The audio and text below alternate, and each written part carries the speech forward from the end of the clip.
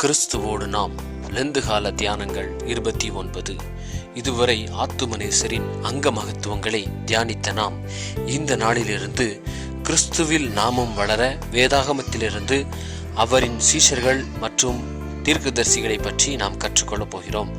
முதலாவதாக யோனா என்ற தீர்க்கதரிசியிடமிருந்து 3 காரியங்களை இந்த நாளில் நாம் பார்க்கலாம். முதலாவதாக யோனா தேவ சமூகத்தினின்று விலகி ஓடிப்போனார். இரண்டாவதாக தேவன் நேசித்தவர்களை அவர் வெறுத்தார். மூன்றாவதாக தேவ பலத்திலும் தன்னுடைய பலம் அதிகம் என்று சொல்லி அவர் நம்பினார். முதலாவது காரியத்தை நாம் பார்த்தோம் என்று சொன்னால், யோனா நினிவேவுக்கு போகாமல் தர்ஷீஷுக்கு புறப்பட்டு சென்றார். தேவ சமூகத்தை அவர் விட்டு விலகி செல்வதற்கு காரணமாய் அந்த இடத்தில் இருந்தது பணம் என்று சொல்லி நாம் பார்க்கலாம்.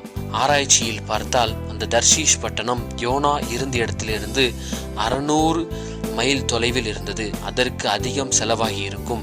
அந்த பணம் அப்போது அவருக்கு இல்லை என்று சொன்னால் அவர் நினிவேக்கு சென்றிருக்கலாம்.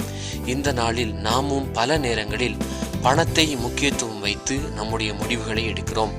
நாம் அப்படிப்பட்ட காரியங்களை விட்டு நம் ஆண்டவர் இயேசு கிறிஸ்துவிற்கு முக்கியத்துவம் கொடுத்து அவரின் சித்தம் என்று உணர்ந்து அவருடைய சமூகத்தை விட்டு விலகி போகாமல் காத்திருந்து அவருக்கு பிரியமான காரியங்களை செய்ய நாட வேண்டும். இரண்டாவதாக யோனா நினிவேயில் இருந்தவர்களை வெறுத்திருக்க வேண்டும். காரணம், இஸ்ரவேல் மக்களுக்கு பிடிக்காதவர்களாய் இருந்தவர்கள் அசீரியர்கள். அந்த அசீரியர்கள் இருந்த பட்டணமே அந்த நினிவே.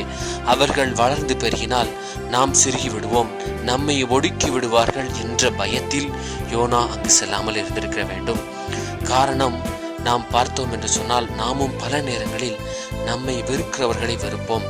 ஆண்டவர் இயேசு கிறிஸ்து சொன்ன வசனம், உங்களை சபிக்கிறவர்களை ஆசீர்வதிங்கள் என்று சொல்லியிருக்கிறார்.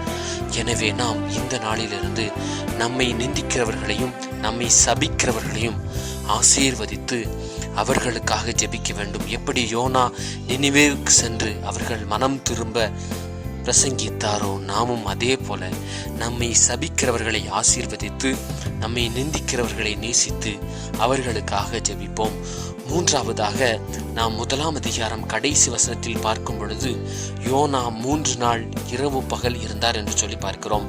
ஆங்கில வேதாகமத்தில் பார்த்தால் 2 அதிகாரத்திலே அதற்கு பின்பதாகவே அவர் ஜெபித்தார் என்று கூறியிருக்கிறது.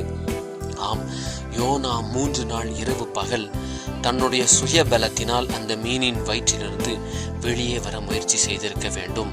நாமும் பல நேரங்களில் நம் ஆண்டவருக்கு விரோதமாய் செல்லும் பொழுது பல பாடுகளை சந்தித்தாலும் பல போராட்டங்களை சந்தித்தாலும் அவருக்கு முழுவதுமாய் நம்மை ஒப்பு கொடுக்காமல் நம்முடைய விருப்பத்தின்படியே செய்து நாம் அதை மேற்கொள்ளலாம் என்று சொல்லி முயற்சி செய்கிறோம்.